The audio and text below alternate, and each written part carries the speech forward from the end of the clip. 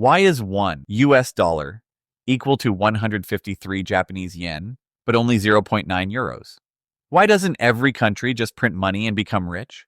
And who actually decides what a currency is worth? A currency is simply a reflection of a country's economic strength, stability, and trust.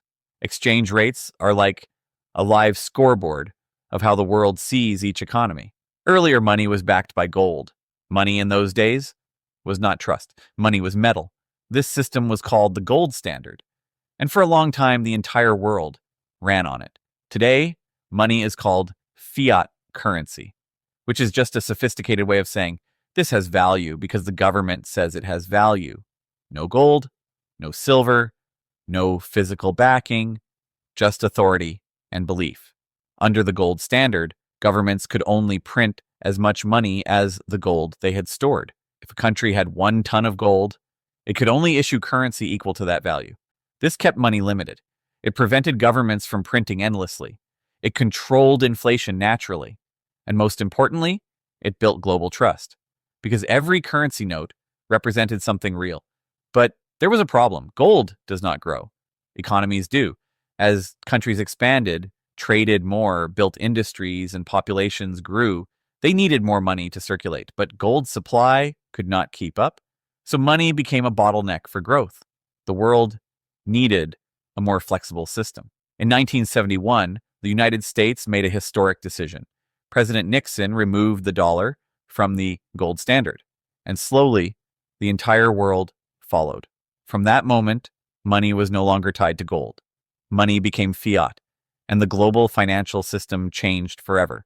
If money is not backed by gold, if it is just paper, why doesn't every country simply print trillions and become rich?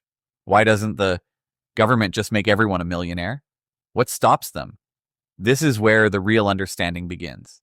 The value of money today comes from supply, demand, and confidence. If the world needs your currency, its value rises. If nobody wants it, its value falls. Currencies work exactly like any product in a market. The US dollar is strong because the whole world needs it for oil, trade, and reserves. If a government prints too much money, the supply increases. But if demand for that currency does not increase, each note becomes less valuable. This is called inflation. And inflation is how markets punish reckless printing, because money is not valuable by itself. Money is valuable only when people believe it is stable and accepted by others. Imagine you create your own currency at home. You print beautiful notes with your face on them. You print 1 million of them. Are you rich? No, because nobody else accepts it. Now imagine the entire country, millions of people, businesses, banks, and foreign nations all agree to use the same currency. Now it has value, not because of gold, but because of collective trust. That trust depends on how strong the country's economy is, how stable its government is, how controlled its inflation is, and how responsibly it manages its money supply. If these are strong, people hold the currency. If these are weak, people run away from it. And when people run away from a currency, it collapses. This is why some currencies remain powerful for decades, and others fail within years. A currency is not paper. It is a report card. It shows how much the world trusts your economy. Strong currency equals global trust.